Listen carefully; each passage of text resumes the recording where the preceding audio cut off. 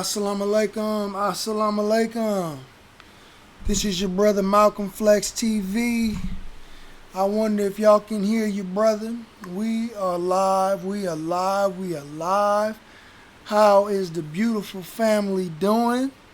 How is my beautiful family doing? I hope you can hear me. There's a lot going on, a lot to discuss, I wanted to hang out in the background and just peep out and observe everything that has been taking place as far as the Botham Jean and Amber Guyger case. And I thought that I would give and share my thoughts on that. Peace to my family that's in the chat room. Brother Ron G. Brother Truth Makes Me Free. And Sister Etosha. Walaikum salam, Queen. And we are definitely going in on this topic because there is a lot of shady stuff going on. And that's why I named this video The Architects of White Supremacy is Playing Chess. They are playing chess. You know what I mean? And sitting back and observing, not really giving my thoughts, rushing to give my thoughts on the situation, and just being able to see things from the outside looking in more clearly, hearing many different perspectives on this particular case, and seeing certain things. It is opening my mind to what's going on. Okay? And why do I say it like that? It is open my mind. Because again, listening to different brothers and sisters get their perspectives on the case and actually seeing what's taking place, the plot is really thick. Okay, the plot is really thick. Okay, well, alaikum salam to you, brother Taj X.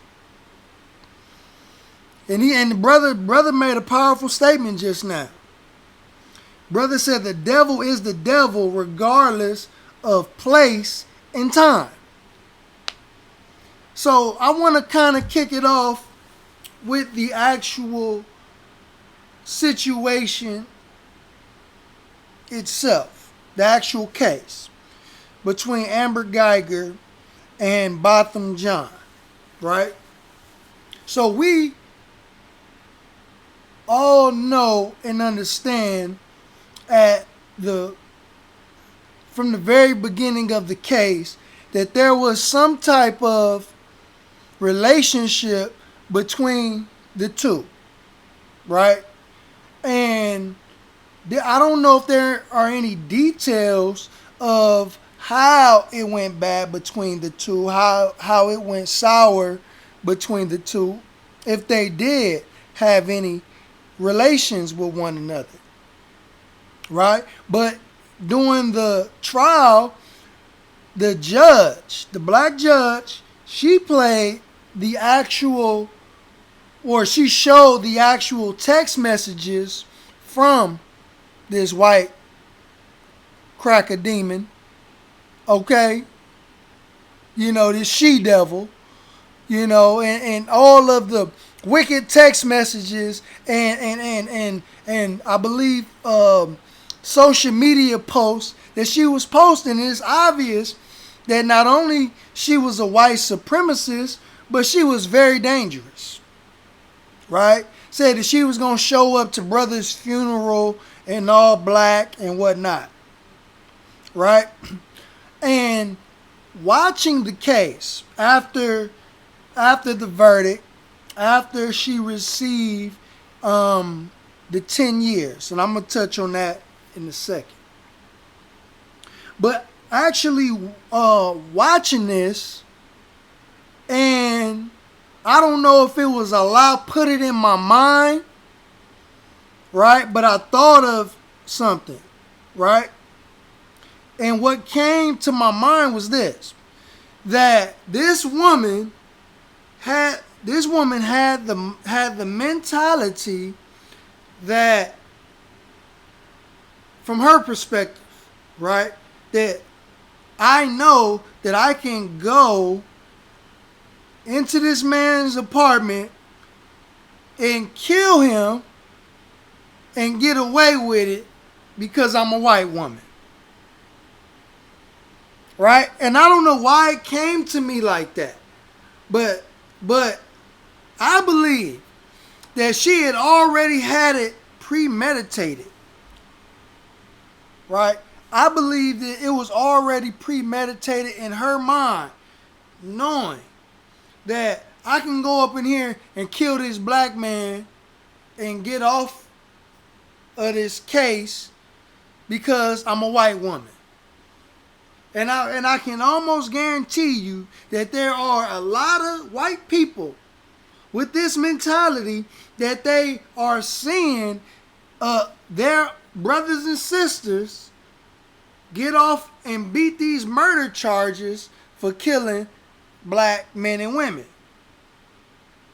So these individuals are going into it and they are following through with murder, already expecting to get off. Think about it. When you live in a country where people raise not only thousands but millions of dollars to support murderers of black people. So they going into it with the mentality, I can go up in there or come over here, kill this person, and I can get off because my skin is white and I got a badge. Right? So it's coming from a privileged position that you have the right to take the life of a black man or woman, and then the roles is gonna be reversed, and then you're gonna be painted the victim, and that black man and woman will be painted as the guilty person, the suspect. And then they're gonna do a media campaign and run that black person's name and their legacies through the mud. They try to do that with Botham Jean and many others, saying, oh yeah, he was on drugs, right? When it happened. Oh, Mike Brown, he stole some blunts, some cigars or something. Like, they'll do anything in the media to paint that black man or black woman as the boogeyman, when the actual killer is portrayed as an angel or a saint. Okay, so I believe that she went into it with that mentality already expecting to get off.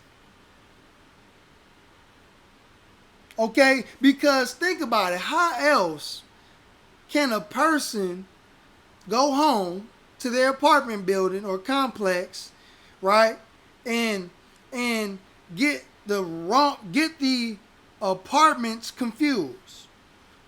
How all of a sudden you forgot where you live? You don't know where you live. See, and if that's the case, then we need to be drug testing you for drugs and narcotics. Because that don't even make sense that you would think this man's apartment is your apartment, okay? And even if it was your apartment, right?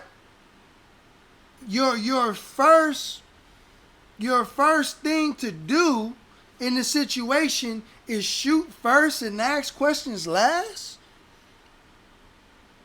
To shoot first, I mean, is that how they train police in police academy?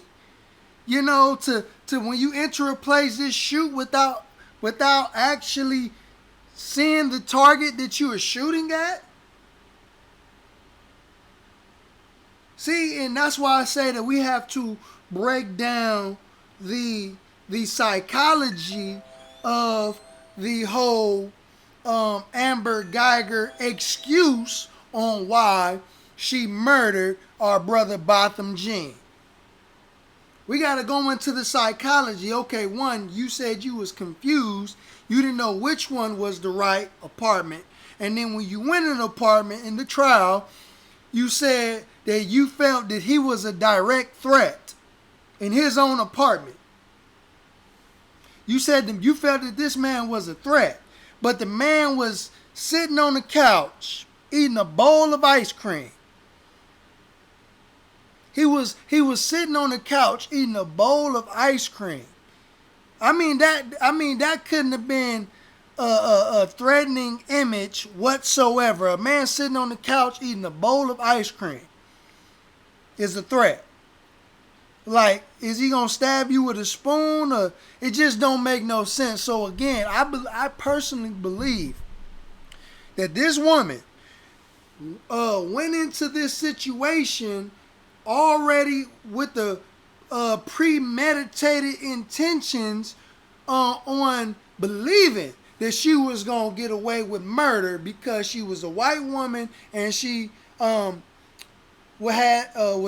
is carrying a police badge, right? And that's my honest opinion, right? That she knew that she was finna go murder this brother. It was premeditated, right?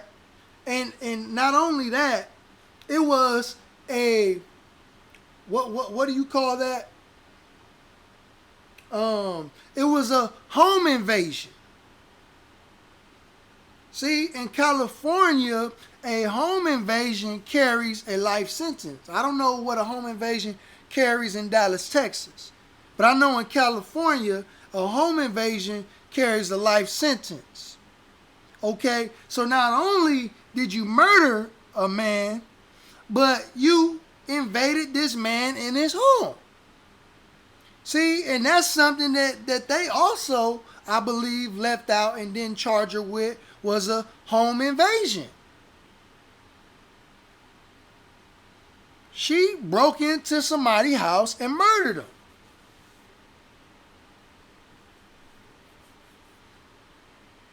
You know, so moving on. Because now I'm giving y'all what I'm thinking, you know, that this woman intentionally knew what she was doing. Number one. Right? She knew what she was doing, point blank. Can't nobody convince me of anything else. Two.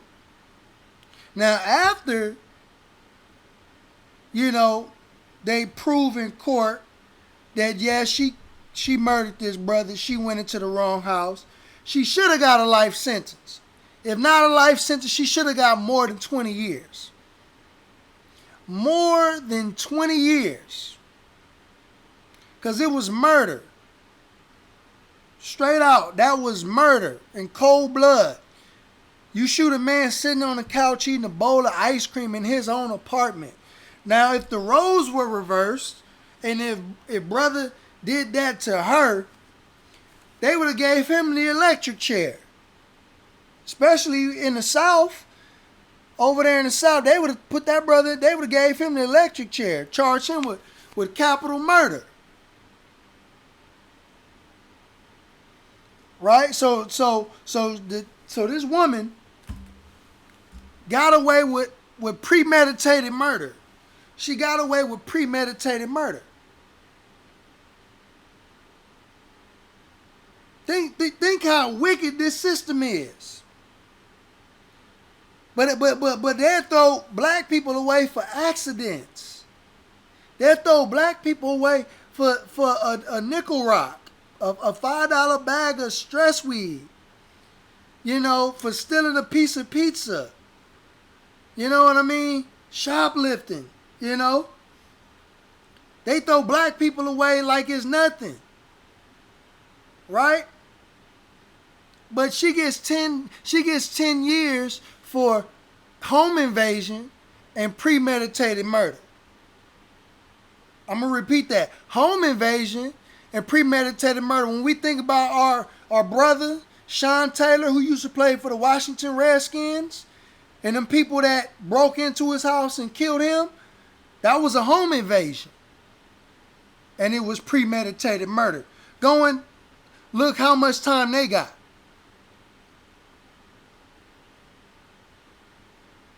Okay? Think about that. Right? So not only she got away with home invasion and premeditated murder, then we had this black judge. Right? We had this black judge. The whole time of this woman reading this lady's sentence and getting ready to give her time, she looked like she felt sorry for the girl. She was reading it. She was looking all sad. Feeling sorry for the woman. And then the deceased brother, Botham's brother, asked to hug his brother's killer. Asked to hug the killer. And then we had the bailiff stroking this girl's hair to make her feel at ease. And then the father said that he wishes that he has a chance to get to know her better. Think about that. Right? And she's eligible for parole in 5 years. Right? But just the mentality of all people, even when we have the enemy dead to rights, we catch them red-handed. We damn near catch them with the gun in their hand, with the knife in their hand. And we feeling sorry for the perpetrator more than we actually feeling sorry for the victim. Did Botham's mother get hugs from the judge? Did her Botham's mother get her hair stroked by a bailiff? Think about this mentality. That we feel sorry for the perpetrator, but let that have been the black perpetrator. There are videos on the internet where black people, black men in general, have committed atrocities, horrible crimes, murders, and then you don't never see the victims when it comes to black people saying, I forgive you, I hope you give your life to my Lord Jesus Christ, hope you turn your life over to Jesus. No. They telling them, man, nigga, I wish you burn in hell. I wish you feel every moment of pain that I gotta feel for the rest of my life, for the rest of your life. That's how we talk to our people. You know what I'm saying? When our people is put in them type of situations, they could be innocent. Not all of them innocent, but some can be innocent. Some probably wasn't even the ones that pulled the trigger. Some of them were just there. But what we gonna do though? We gonna hop up there and give, we gonna tell them, look, even if they apologize, sometimes our people will apologize and they say, I don't even accept your apology because I gotta live with this for the rest of my life, that you took my child from me, you took my brother. That's how we did. But not to white folks.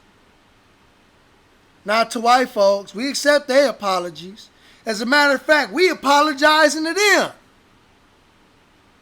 for why we got their ass up in court. Excuse my language. But we apologizing to the enemy. We become apologists for white people.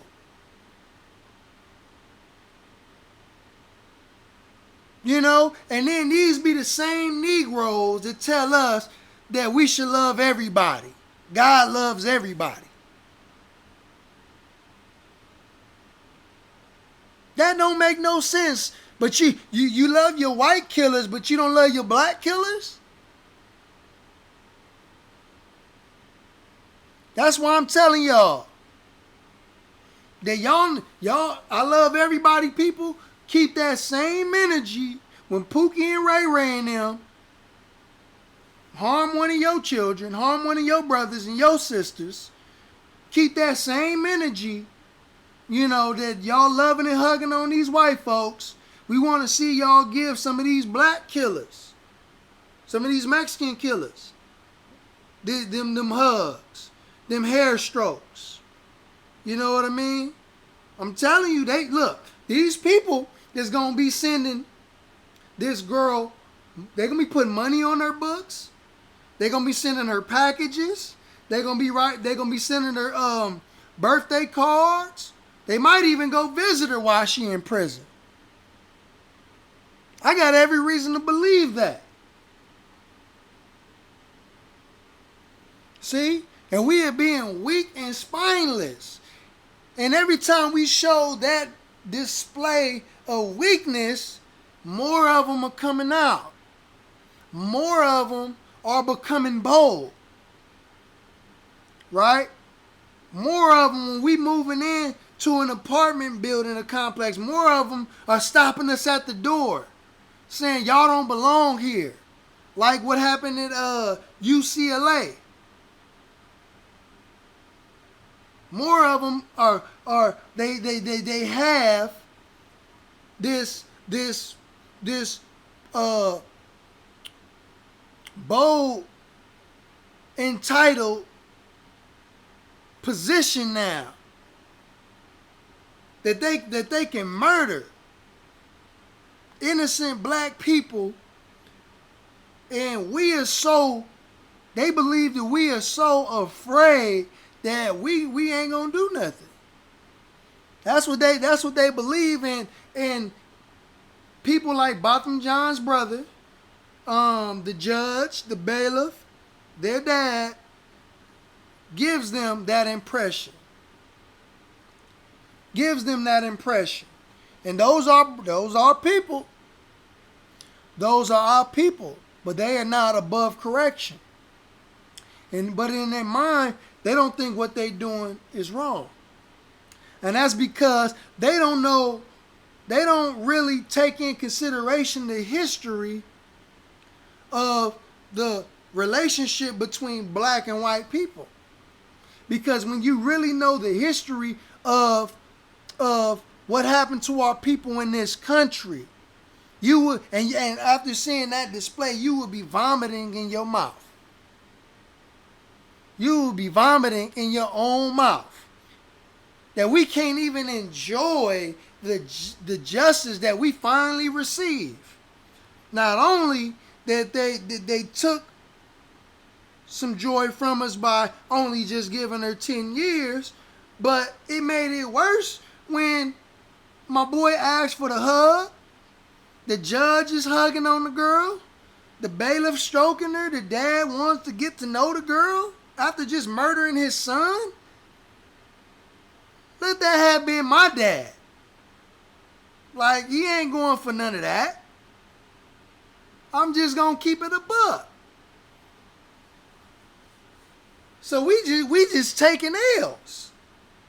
We taking unnecessary L's. And I feel like if the young brother, Botham's brother, didn't know what to say, then just don't say nothing at all.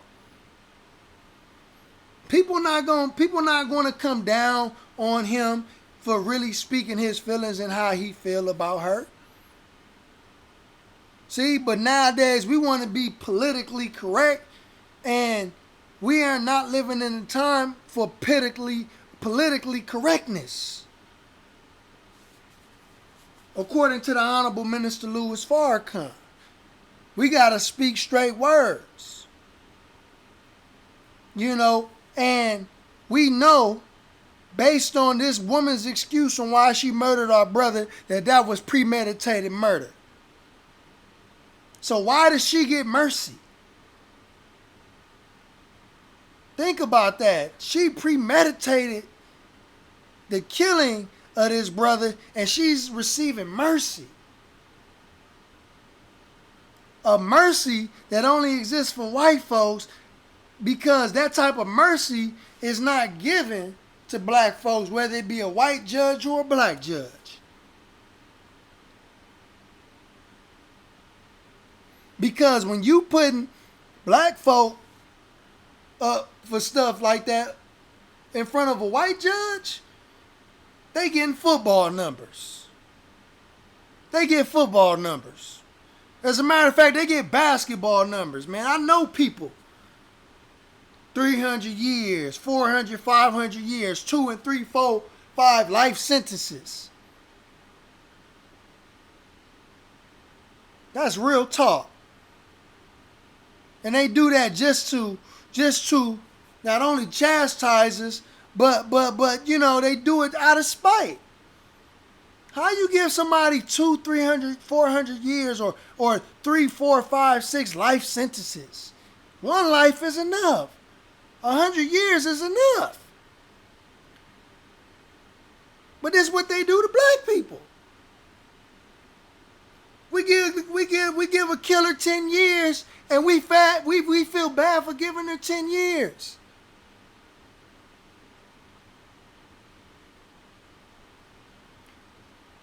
And then you got white people, right? And here's the mentality. Then you got white people, right, coming out in defense, which we understand that's their people, that's their girl, that's their sister.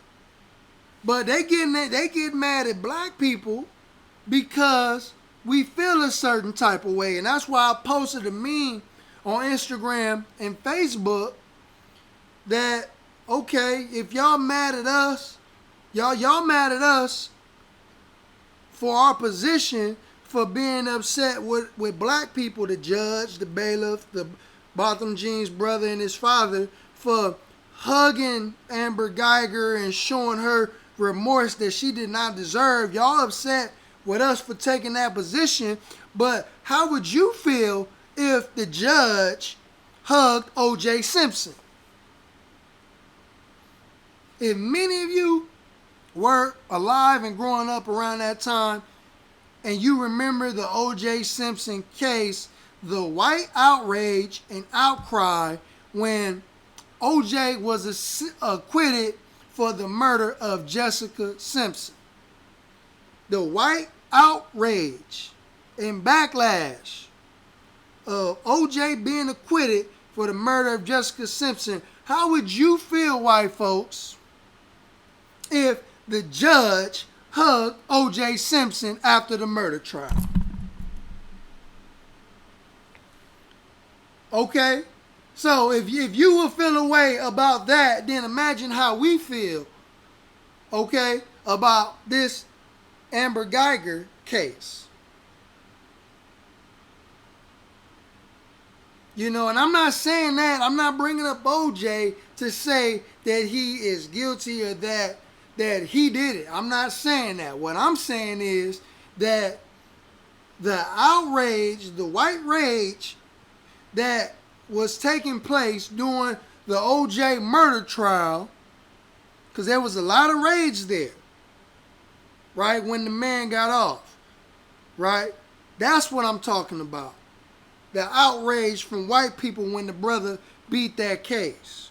Oh, they would have probably been rioting in the streets if the judge hugged O.J. Simpson.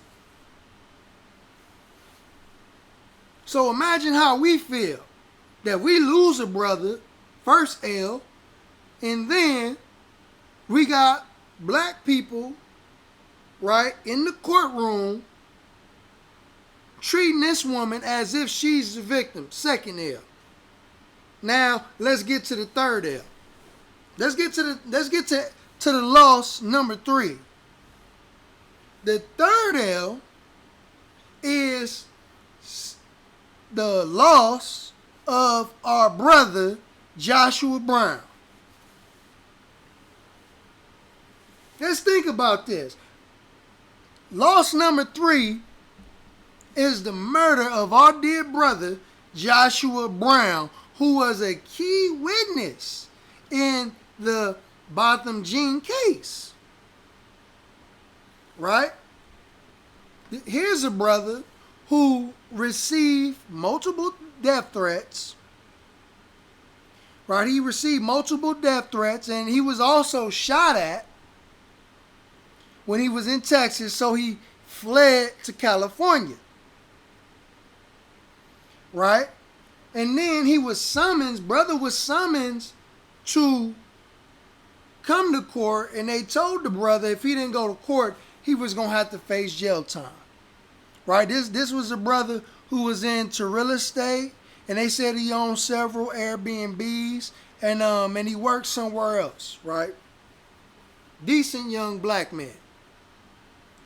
Right? So he went to court and testified. So right after Amber Guyger received her 10-year sentence, right? We know she ain't gonna do no whole 10 years. After she received her 10-year sentence, the brother is murdered right after in Texas, before he can even leave Texas and get back to California. The brother is murdered. Right? And what they're saying is, now here comes the smear campaign.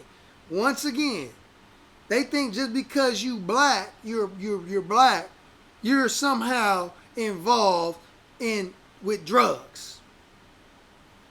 And it kind of reminds me of the Dave Chappelle parody on the Dave Chappelle show. I don't know if you all watched or used to watch the Dave Chappelle show, where the brother, every time a brother get into an altercation with the police and the police beat him up or kill him, they sprinkle crack on the brother, right?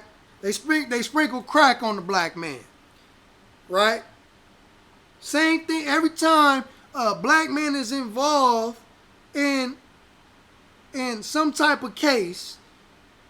Drugs were involved. Like black people love dope.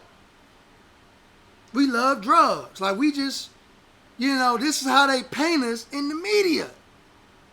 So what they're saying with Brother Joshua, that right after the murder trial of Amber Guyger, and the brother was murdered, they're saying that the brother was murdered in a drug transaction gone bad, right?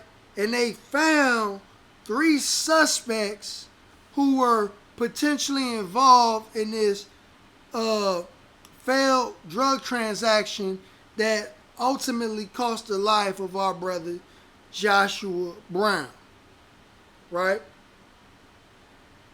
And there are so many things wrong with this whole story, right? So many things wrong with this whole story, right? Because for one, the brother had fled Texas and went to Cali, and he had to come back for the murder trial, and the brother was murdered in Texas before he can leave Texas and get back to California. Because the brother was under duress. He was under pressure. He felt like his life was in danger. He had already been shot at prior, and he said that he felt and believed that it was in connection to that case. So here you have the mayor of Dallas saying for us to not assume that it had anything to do with the Amber Guyger case. Like, why would you say that? And that's why I love what our sister Vicky X Diller said on her show, right? That we, from the vantage point that we are now in 2019, that we are well aware of government conspiracies, conspiring and plotting against black men and women, black figures in the black community for a very long time. And she pointed out and noted people like Martin Luther King Jr., Malcolm X, the Honorable Elijah Muhammad, the Honorable Mosiah Marcus Garvey, and the movements that they were in, that black people were targeted. And even just in recent modern history, when we talk about the case of with our brother Freddie Gray, a witness was murdered who was a key witness in his case. There were many black youth activists who were in Missouri, right? During the Missouri riots, there were many young black activists who were a part of that during the whole Mike Brown situation. Many of those young black activists in Missouri murdered. About 4 or 5 of them. One of the main ones, brother, I think his last name was Seals. This young brother was found shot in the head, and his body was in a car, burnt up in the car.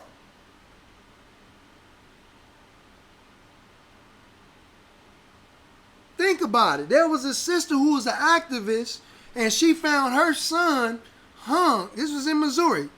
Found her son hung in her backyard, hung in a tree. So for him to tell us that we shouldn't assume that it had anything to do with the Amber Guyger case, then, well, damn, the brother was murdered right after the Amber Guyger case. So to tell us to not assume that it had anything to do with it just is stupid. And for any of us to fall for that, we are fools.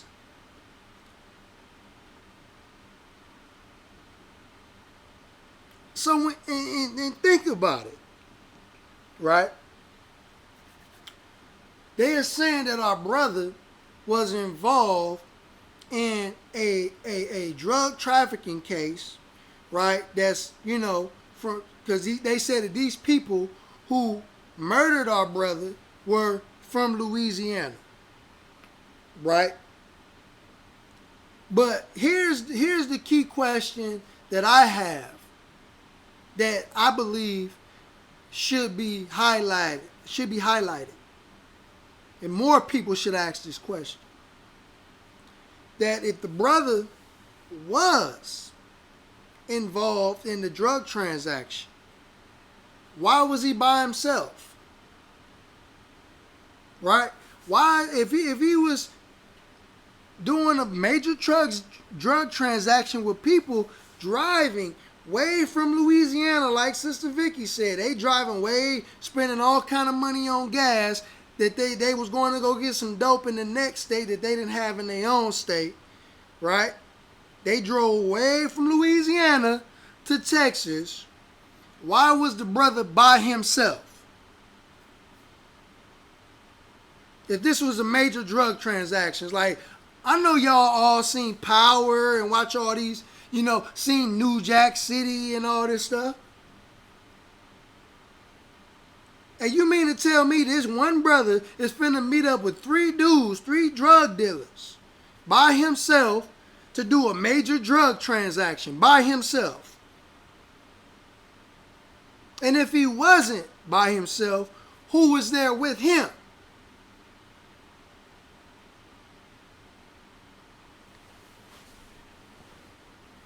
Right? And our sister, she has a different version on what she believes happened, Sister Vicky, and she believes that that somebody called and were acting as if they were Brother Joshua Brown, and set it up to have those brothers from Louisiana come, and it was a setup, and they murdered the brother, right? And I also have a perspective as well. I think that possibly that those individuals were hitmen. And they were sent to murder that brother from a whole nother state. And they probably was not meant to be caught. And the only reason why they may have gotten caught was because one of them got shot by the brother and ended up in intensive care. Right? And that's probably the only reason why they were probably made known. It was the only reason why they were probably made known is because one of them got shot and is currently in the hospital right now. Because speaking to people, even our Supreme Captain told us one time that even in Chicago, that they're hiring young brothers from the ages from 10 to 11, 12, 13 as hitmen. Hitmen carrying out some of these murders. Think about it. The enemy don't want to get his own hands dirty. He want to keep his hands clean. It ain't nothing for the enemy to kick down a few $1,000s to some ignorant Negroes who's trying to come up. And just recently, as I've been studying and doing research, I found what they would call a CIA assassination manual. I'm not going to show it tonight in this video. I can, but I'm not going to show it tonight. There's a CIA assassination manual. And they also have a propaganda manual.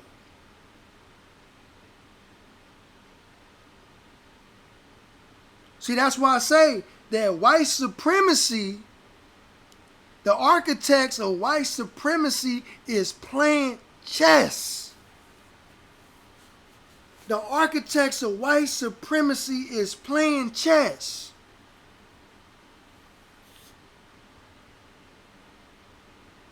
Don't be surprised if the chief of police out there in Dallas is the one that hired them boys from Louisiana to come do this hit.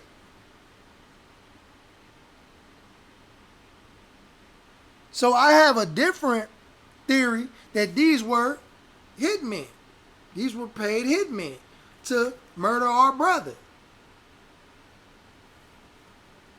Right? Because there's no coincidence that this brother was murdered right after the trial ended. Right after the trial ended, the brother was murdered, shot in the chest and shot in the mouth.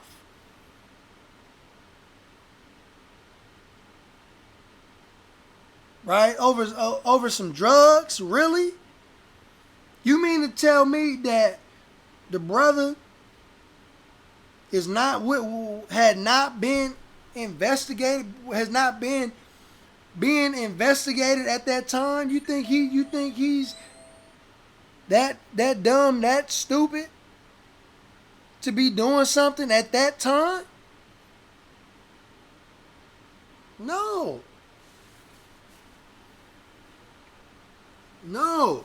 We gotta look at the bigger picture when it comes to this case. We gotta look at the bigger picture when it comes to this case. And the bigger picture is to trigger black people and to piss us off to the point where they can go into Jade Helm. Right? How many of y'all remember Jade Helm when they were doing, the military was doing all these practice drills in the urban community? Dallas was one place that Jade Helm was being practiced, was taking place. One place was in Dallas. Another place was in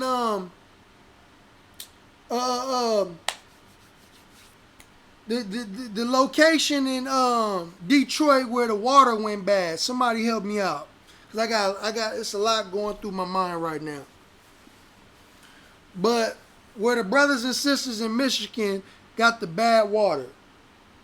Somebody help me out right now, cause I got a lot going through. I got a lot to say.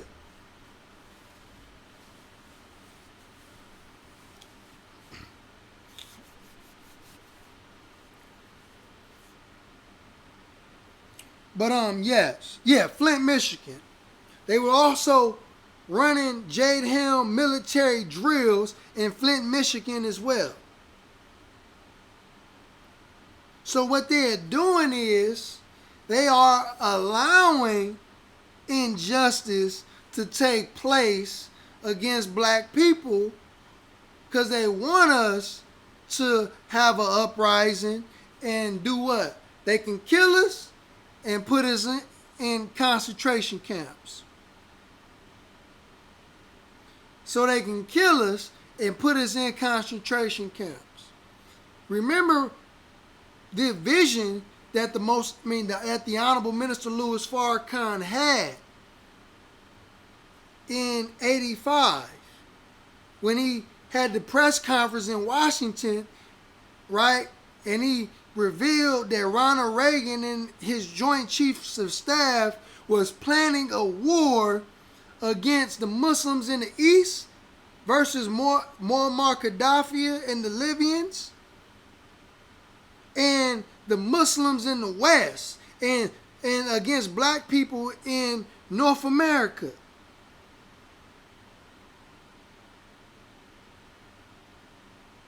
The minister said this in the 80s. So when you look at everything that's taking place, they are giving white murderers of black people light sentences to piss us off. Purposely. Because once they move on black people, right? Once they move on black people, they moving on the whole world. You see that they are trying, they are very close to moving on Iran. Why? Because of another false flag operation, right? And a Saudi Arabians, I believe it was a plane or something, gets attacked. And who they blame it on? They blame it on Iran. Right? So now America is trying to step its efforts up. Right? Trying to step its efforts up to find a way and a reason to justify going to war with Iran. But guess what's going on at the same time in the black community? We got members of the CIA. Members of the CIA who are trying to provoke a civil war in America, a racial civil war in America between the American government with its white supremacists backing it and its white nationalists versus its former slaves, black people. Right? So they can implement a one world government. And why do I say that? Because Islam, more specifically the Nation of Islam, is the only thing that has been in the way of total domination of white supremacy, the whole system. The architects of white supremacy. Some people may call them the Illuminati, whatever you want to call them.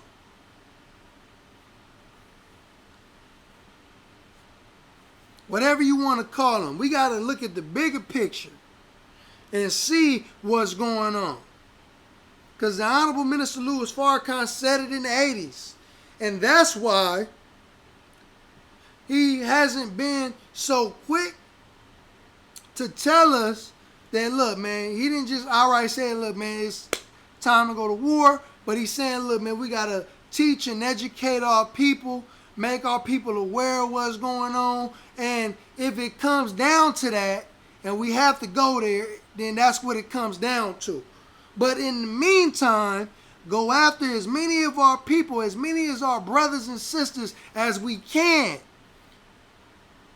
Okay? Go after as many of them as we can and try to teach and educate and enlighten the people of what's taking place. But I tell you what's going on. right? It's like the movie The Matrix, right? You got Neo and his people versus, the people in the black, the agents, right? And it's like when you step out of your house, it's like, and you see people walking up the street, driving by, it's like, it's like you in the Matrix. Like everybody is plugged into the Matrix. They don't really know what's going on. But when you unplug from the Matrix and you just watching the people walk by and the cars driving by, everybody living their day-to-day life, and it's like the minister is teaching and voicing the truth out to the people. But you got the agents or that other wicked group on the other, that's also unplugged from the matrix, and they knowing what they doing is wicked, and what they are trying to do is to consistently keep the people ignorant from that man that's over there who's also unplugged from the matrix from telling the truth. They trying to keep the people distracted. They trying to keep the people, especially black people, to continue to love them. That's the only reason why the black judge, a black bailiff, a black victim, because Botham, John's brother, is a victim as well. His father is a victim as well of a she-devil. That's the only way to get them to keep loving white people and white supremacy. Is to keep us distracted. It's to hit us with deceptive intelligence, telling black people that we need to love every damn body.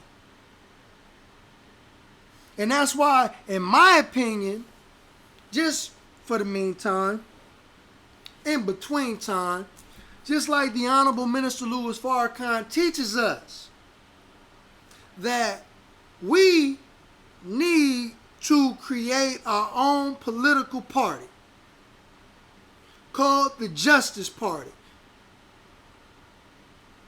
Right? Because you got pundits like Donald Trump. Now he's coming out and he's saying that black people build America. Right? Don't be fooled. Do not be fooled for 1 second. If you really believe that man believes that black people build America, you better not be bamboozled. Do you not know that he is up for a second term re-election? And that's why I posted on Facebook one day that every time a president is up for re-election, there's a war that needs to be fought. So all of a sudden now, America is trying to go to war with Iran. All of a sudden. No, it's because this man is up for re-election. So he's going to do anything to sway the black vote in his favor.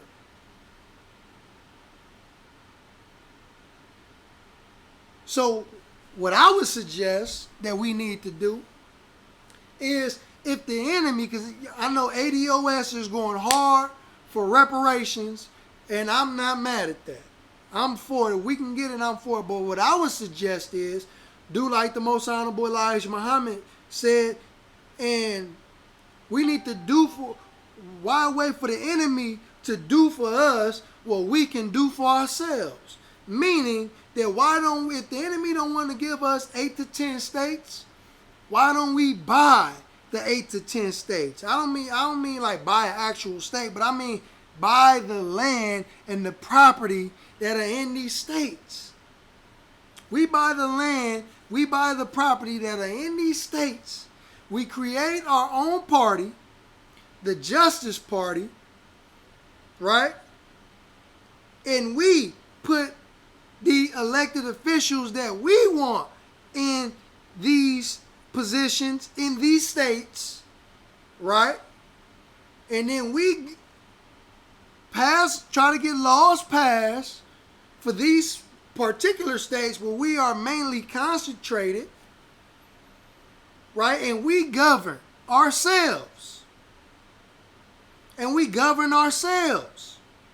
And we put people in the running for presidential office.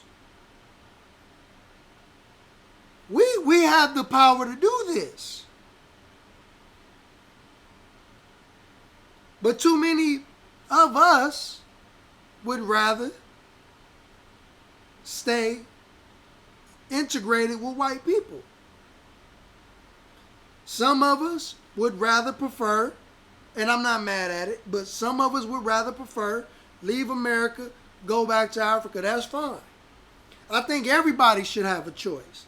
I think if you want to go back to Africa or whatever, fine. You know what I mean? Y'all have the free will and the right to do that. And I believe that there are some brothers and sisters in Africa who are willing to apologize and make amends for slavery and give you a form of reparations, may give you some land or whatever. You have your right to do that. If you want to stay among white people, I believe that you have your right to do that. But I also believe, and this is what I would like to do, is for us to get these 8 to 10 states and we create communities of our own that we govern. And we enter into international trade among our brothers and sisters in the diaspora all over the globe, because the Honorable Minister Louis Farrakhan has been making friends for black people here in America. So we don't necessarily have to leave, because like Donald Trump said, that we built this. So we ain't got to go nowhere. We ain't got to go nowhere unless we so choose to go.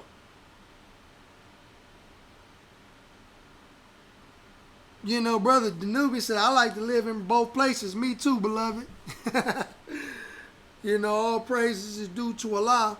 But this stuff is very, very, very important. This stuff is very important, man. That we need our own political party, and we need to buy with our spending power of spending a 1.1 or $1.2 trillion. That's a lot of money coming through the hands of black people, that we take some of this money and we get to buying up land in targeted locations that we would like to go.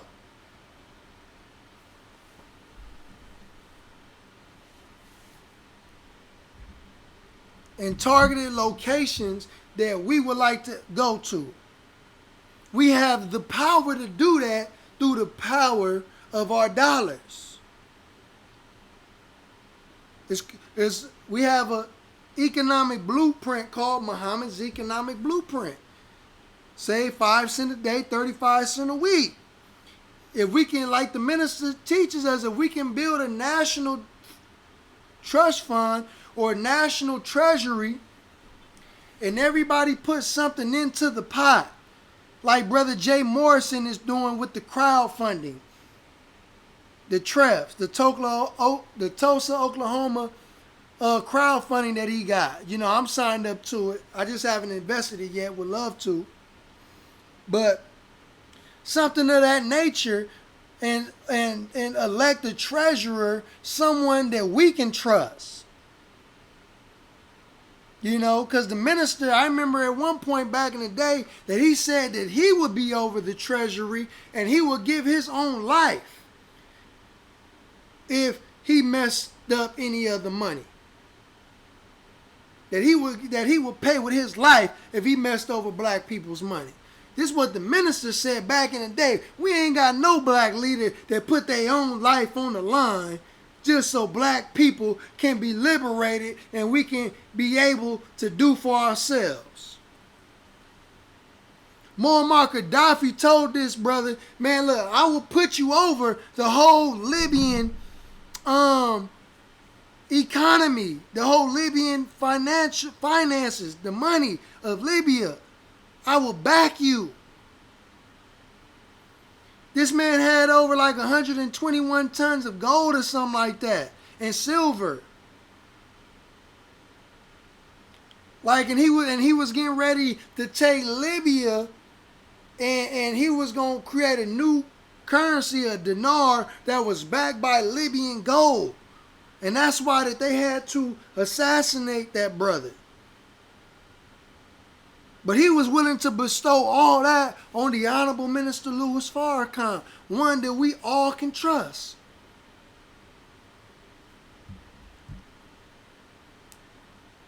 You know? But we need to wake up, man. We need to wake up.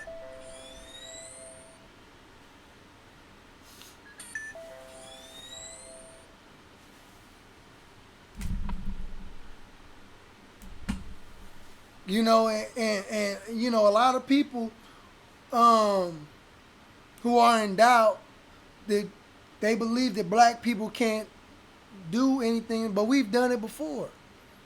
We had, not only we had Tulsa, Oklahoma, but we had over 60 black towns that white folks destroyed. But we built over 60 black towns. Hell, we built America. You mean to tell me that we don't have people in every aspect of life that have different skills, trades, and knowledge and wherewithal on how we can govern ourselves? When we are the mothers and fathers of civilization, but you rather stay integrated with your 6,000-year-old enemy who will murder you on live video footage, and then not only murder you live, but will be acquitted for your murder live in front of you. We crazy as hell. We is sick. I don't want to be integrated with my enemy. I don't want to be integrated with my enemy. And that's why cats, dudes, be careful when they have Brother Malcolm Flex on their platforms. I want y'all to understand, and I be representing, see, y'all don't know, when I go on these other platforms, y'all don't know that I be battling with Negroes. I'm talking about brothers and sisters that look like us over these things. Love everybody, Negroes. You know what I'm saying? People that got a problem with us teaching that the black man is God. I be battling with these Negroes and be beating them up. And be beating them up. Because you can't defeat the teachings, the life-giving teachings of the Most Honorable Elijah Muhammad. I seen babies take this information and beat people up.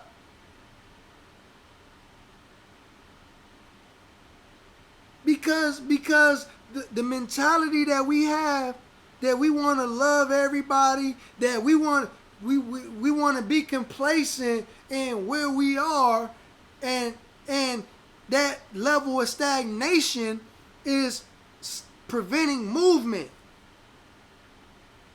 See, if you look at yourself as a nigga, but you don't see yourself as a god, then you ain't going nowhere. But that moment when you see yourself as a god, that's when you become unstoppable. That's when you start building. That's when you start being creative and using those innate God-given creative powers and abilities that the creator and the originator has blessed you with. Everybody is unique, and everybody has a place in the kingdom of God except for the wicked. Except for the wicked. See, and we got to quit downplaying and dumbing down our potential, our skills and abilities. Right? We got to quit dumbing ourselves down to make white people feel comfortable. To make any other people feel comfortable. We always continuously dumbing ourselves down. Like we not as great as the next people. We dumb ourselves down. When the nation is trying to lift you up and tell you, man, look, man, you more than just an ordinary man. You a divine man. You God. You my brother. You ain't a nigga. But we so stupid when they say, oh, you a God. Oh, well, what am I thinking right now? What am I tell me what I'm thinking right now since you a God. See, you talking to a fool that have no real logical understanding of what God is or what is a God. See, when you thinking of God on a spooky mystery level, right? He everywhere but nowhere.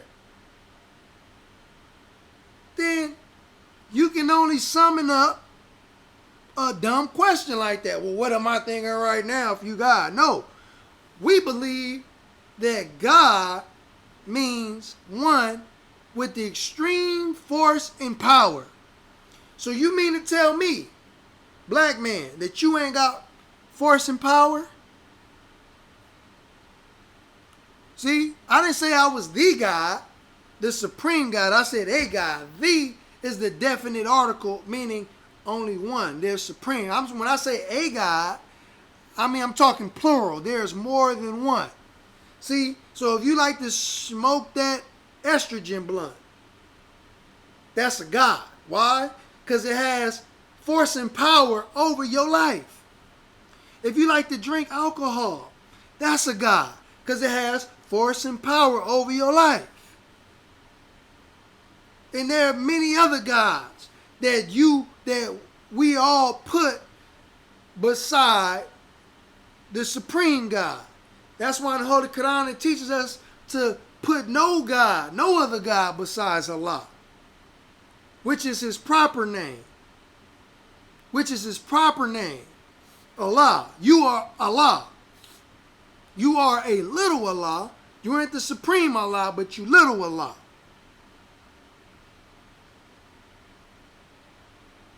See? So you can't take us to task on this. You can't take us to task on this. And that's why, when I go on these different platforms, I see the mentality of our people.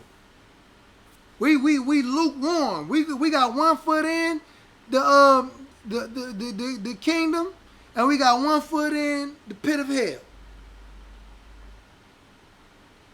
We lukewarm. We in between the enemy's world. We don't want to leave the enemy's world. The enemy's so enticing. Everything that the white man give us is better. His ice is better. His food is better. His cars is better. His services are better.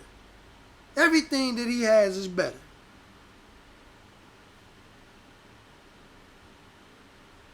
See, but if you can't support your people financially, then just give us the love. Give us the love support. Give us that,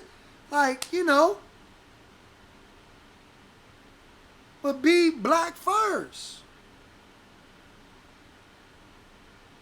When people try to teach Jesus to me, they don't even know that Jesus was he put his people first.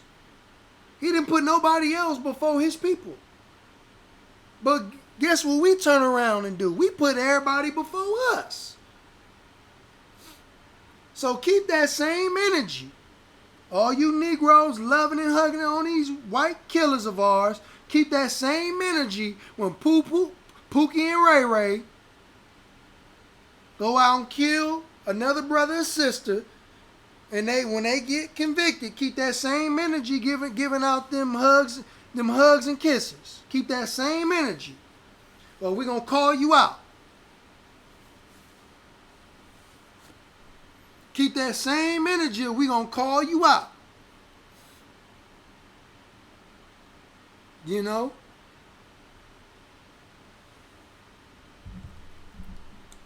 We got brother. Okay, okay. We got some people in the chat room.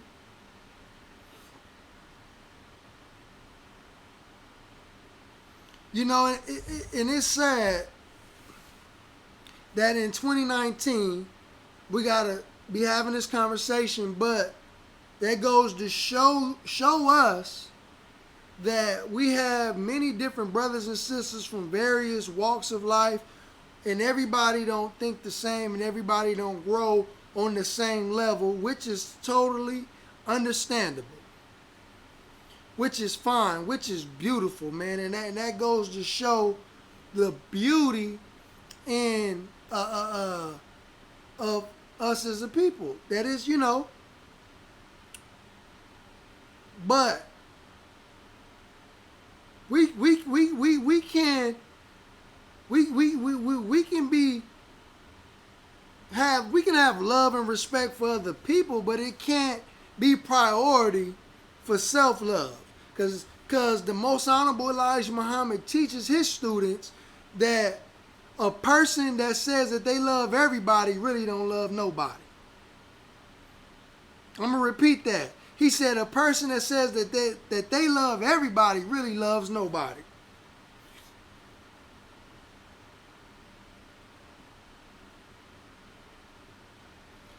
You know, so again, I just wanted to give my thoughts on this on the case, and I apologize that I kind of went away from the case, but I think that it's all encompassing on the things that I spoke about tonight. I know brothers and sisters been asking about me, and your brother just been getting it together, man. Like I told Josh Mason, shout out to brother Josh Mason, man. That's my brother for life.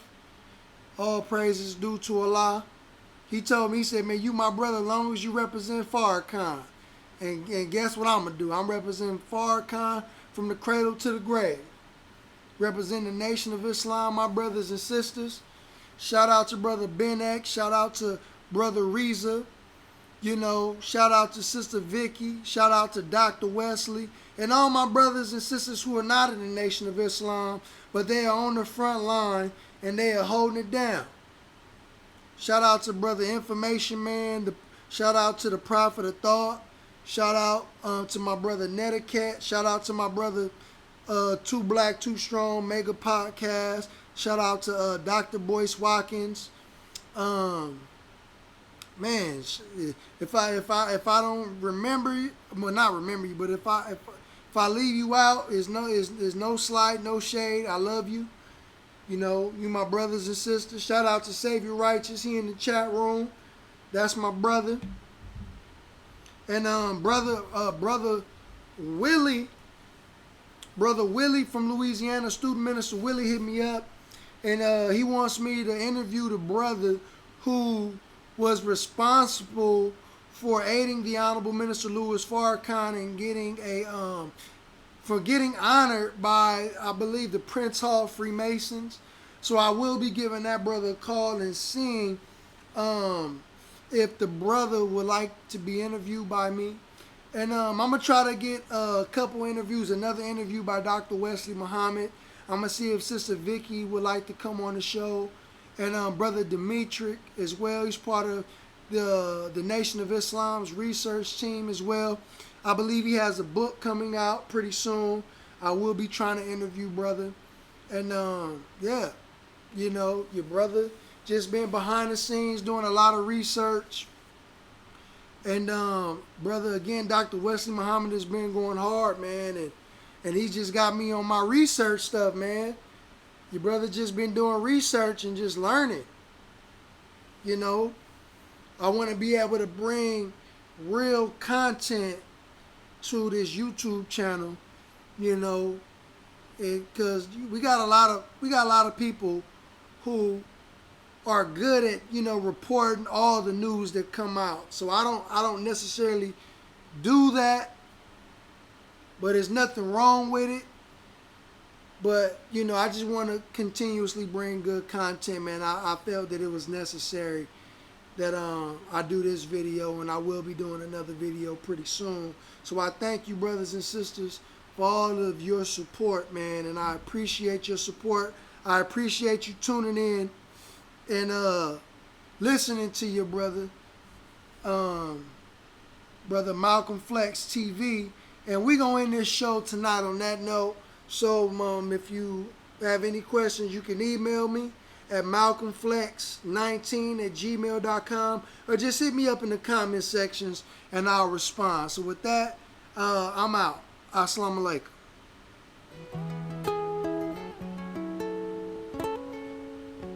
I still see your shadows in my room. I can't take back the love that I gave you. It's to the point where I love and I hate you, and I cannot change you, so I must replace